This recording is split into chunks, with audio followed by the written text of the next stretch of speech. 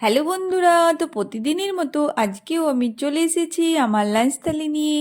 তো আজকে দুপুরের লাঞ্চে রয়েছে আমার গরম গরম ভাতের সাথে কাগজি লেবু, কাঁচা লঙ্কা। আর প্রথমেই যেটা নিচ্ছি সেটা হচ্ছে শাক ভাজা। তো এটা হচ্ছে বথো শাক, রসুন কাঁচা লঙ্কা দিয়ে ভেজেছি। তার সাথে আজকে রয়েছে মাছের তেল। মাছের তেলটা আমি বেগুন, পেঁয়াজ আর কাঁচা লঙ্কা দিয়ে ভেজেছি। তার সাথে করেছি আলু ফুলকপি ভাজা। তো আজকে মনে হচ্ছিল আলু ফুলকপি ভাজা খাবো গরম গরম, তার সাথে মুসুরির ডাল করব। তো গরম গরম আলু ফুলকপি ভাজাও করেছি, তার সাথে এক বাটি গরম গরম মুসুরির ডালও নিয়ে নিয়েছি।